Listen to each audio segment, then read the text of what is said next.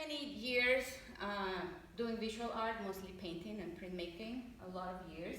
But at the same time, I was working as a community-based organizer and educator to make a living. I'm mostly a self-taught visual artist because I don't have a BFA, so I took a lot of classes to teach myself how to paint and how to print and how to develop a language through those mediums.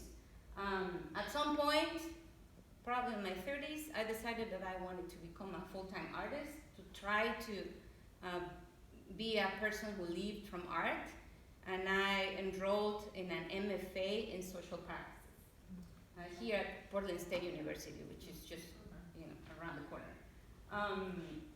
I had started doing collaborative projects.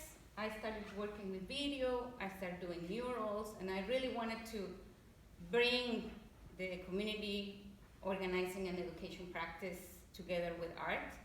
I wasn't sure how to do it. And because of the history I had of working with people, I knew that maybe an MFA, a conventional studio MFA program wasn't going to be I wasn't going to be the most successful person in that kind of program, but I also didn't know what else there was out there. So I started Googling combinations of words, like art and politics, art and social, art and community. And then these like art in social practices, MFA in art and social practices programs came up, and I decided to enroll in one.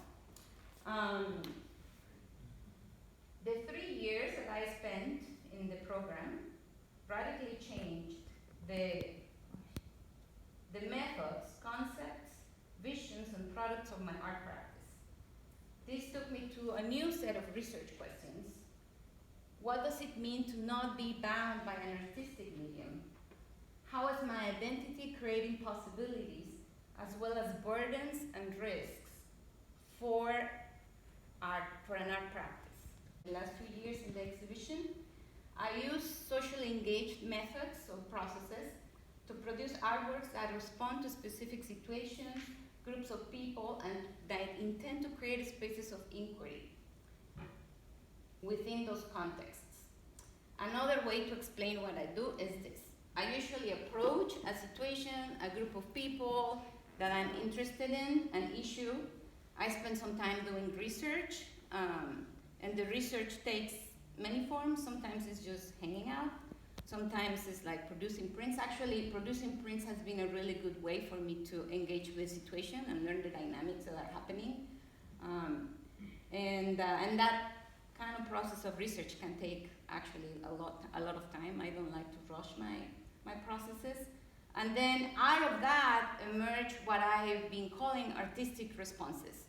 So in my way of working, the situation calls for an artistic response. And that artistic response is not always something that looks like a painting or a print, but sometimes it's a situation or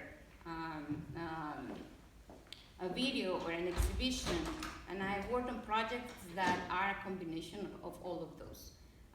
So I don't necessarily find productive to impose a medium to a process, but to let that artistic response or the mediums that are going to respond to that situation emerge from not only the research that I am doing, but also the relationship building that I'm engaging in. Because that part is something that I borrowed from community organizing and education. Building relationships is something that I find very, very crucial to my art making process. I'm sorry, I'm forgetting to move through the slides.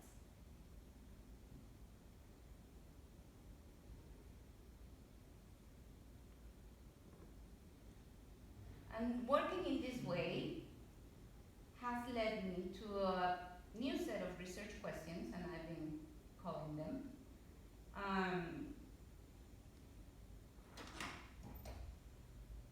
That I'm going to explain later, because first I want to share this project that I didn't have a chance to share in the exhibition because I don't have very good documentation of this project, but it's something that's really close to my heart. I did this at the Portland Art Museum a few years ago, and the project is called Reinauguración. I'm just going to explain it and then show you a video, because I think this is the best way to represent this project. I don't really have very good documentation.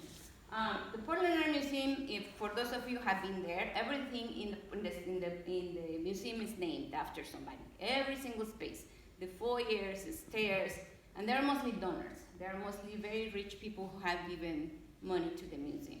So what I did with this project was to propose to the museum that they rename a couple of spaces after some of the landscapers that had been working there for like 15 or 20 years or longer, whose labor had gone unrecognized for all that long, and whose labor was also crucial in making the museum a beautiful place, in like beautifying the space.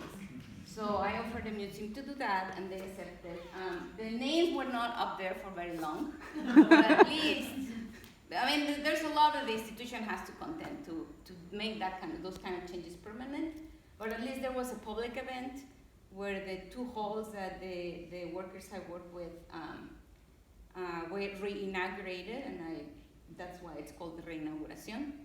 And you know, they invited their families, and there was music, and it was like a public event where there was an official recognition from the museum of contributions that don't look like money, that are labor or of other kind.